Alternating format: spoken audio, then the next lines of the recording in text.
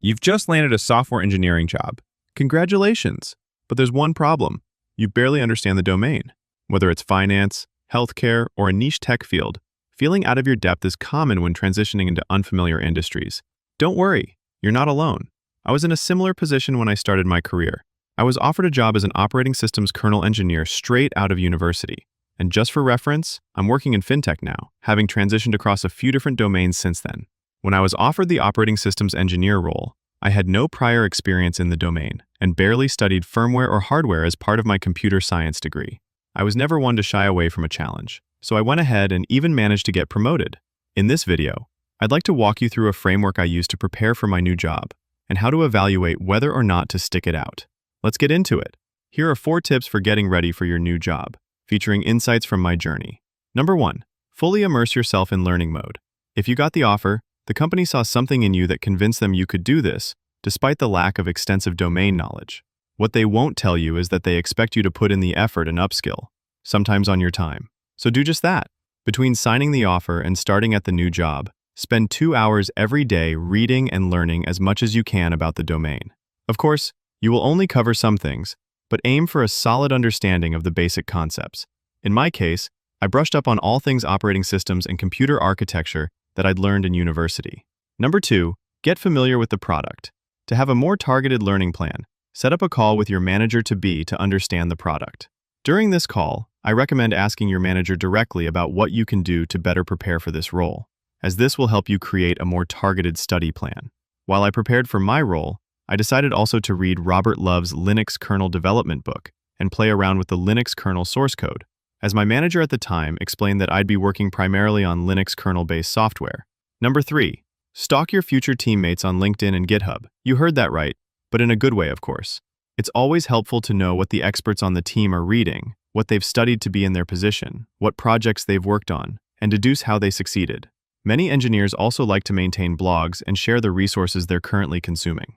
For example, I noticed that many of my future teammates had specialized in virtualization, which I then incorporated into my study plan. Number 4, prepare for the challenge. When journeying into uncharted waters, mindset is everything. In the first few months, you'll encounter overwhelming information on unfamiliar topics, and the feeling of "I don't belong here" may creep in. It's important to stay calm and embrace the beginner mindset.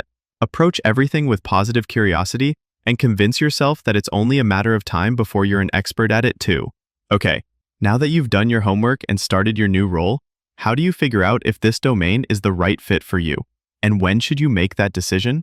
Well, experience is the best decision maker. You can only decide whether a domain is right for you once you've tried and tested it. Here are some great questions to ask yourself to help make this decision. If you answer no to 3 or more questions, I'd recommend making the switch like I did. Number 1, do I find this domain intellectually stimulating and enjoyable? Software engineering is a profession where the minute you lose interest or stop learning, your career will stagnate. Therefore, I'd say this is the most important question to answer, and if it's a no, then make the switch.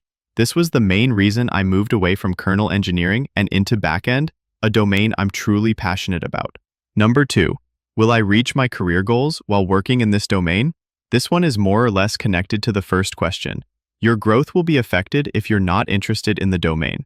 After moving to backend, I found it much easier to grow as an engineer because I'm constantly motivated to learn more and do better, which wasn't the case with kernel engineering.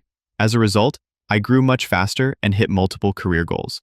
Number 3, does the domain's work culture match how I like to work? This is specific to each domain, company, or combination of both.